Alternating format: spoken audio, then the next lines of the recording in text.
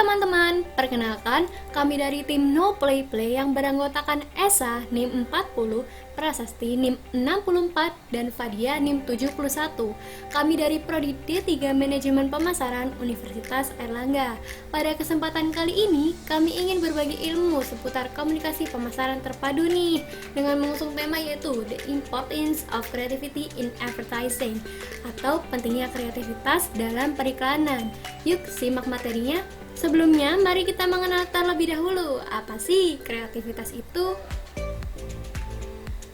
Kreativitas adalah kemampuan untuk menciptakan sesuatu yang baru, baik yang benar-benar merupakan hal baru atau sesuatu ide baru yang diperoleh dengan cara menghubungkan beberapa hal yang sudah ada dan menjadikannya suatu hal baru. 4 hal yang perlu dikuasai untuk membuat iklan yang kreatif. 1. Advertising creativity atau kreativitas periklanan. 2. Planning creative strategy atau perencanaan strategi kreatif. 3. The creative process atau proses kreatif. 4. Creative strategy development atau pengembangan strategi kreatif. Yang pertama ada advertising creativity, yaitu kemampuan untuk menghasilkan ide-ide segar, unik, dan tepat agar komunikasi pemasaran lebih efektif. Yang kedua, ada planning creative strategy atau perencanaan strategi kreatif. Pertama, hadapi tantangan kreativitas dengan harus mengambil semua penelitian, argumen kreatif, pernyataan strategi, komunikasi sasaran, dan masukan lain, lalu diubah menjadi pesan iklan. Kedua, mengambil risiko kreativitas. Dalam mengambil risiko dan timing yang tepat dalam dunia kreatif, ternyata menjadi salah satu cara mencapai kesuksesan. Kreativitas membutuhkan keberanian untuk menghadapi resiko. Contohnya, ketika kamu ingin menerbitkan sebuah buku dengan tema tertentu, maka ada kemungkinan bukumu mengalami penolakan pasar. Ketiga, periklanan kreatif versus hard sell advertising. Kreatif versus hard sell advertising adalah sebuah metode pendekatan untuk melakukan penjualan kreatif yang bersifat gamblang atau langsung. Tujuannya agar konsumen dapat terdorong untuk langsung melakukan transaksi terhadap produk yang diiklankan.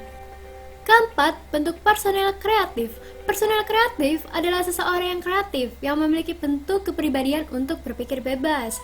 Kreatif personel biasanya berada pada bidang non-bisnis seperti seni, sastra, musik, dan lain-lain.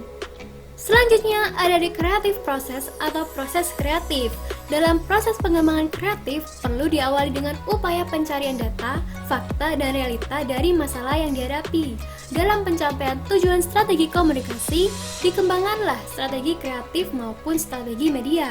Di dalam pengembangan strategi kreatif merupakan upaya bagaimana agar suatu inti pesan dapat diterima dengan baik oleh sasaran. Seperti yang dikemukakan oleh James Webb Young, ada 5 langkah proses kreatif. Di antaranya, 1. Immersion atau keterlibatan diri.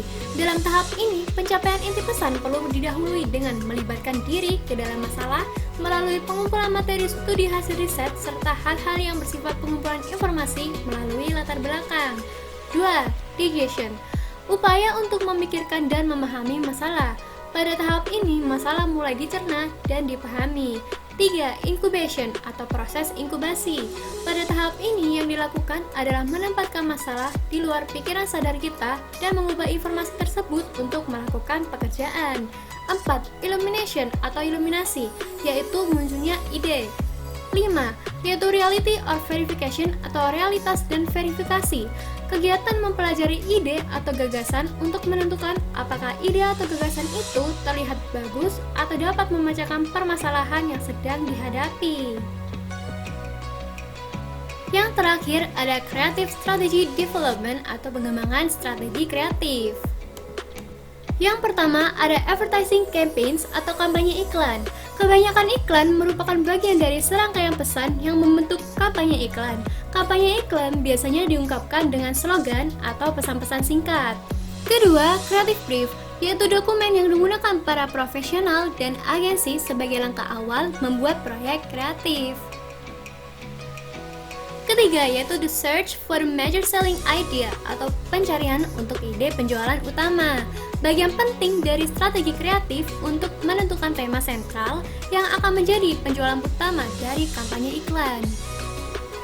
Keempat, developing the major selling idea atau mengembangkan ide penjualan utama seperti menggunakan proposisi penjualan yang unik, menciptakan citra merek, mencari tahu apa yang tidak disukai konsumen dari produk kita, dan melakukan positioning. Lalu kelima yaitu contemporary approaches to the big idea atau pendekatan kontemporer untuk ide besar, bertujuan untuk menjelaskan dan memahami ide-ide yang kemudian digunakan sebagai strategi kreatif untuk kampanye iklan. Nah, gimana? Dari penjelasan video kali ini, kalian sudah makin paham dong ya tentang periklanan kreatif. Oke, sekian dari kami tim No Play Play. Sampai ketemu di lain video.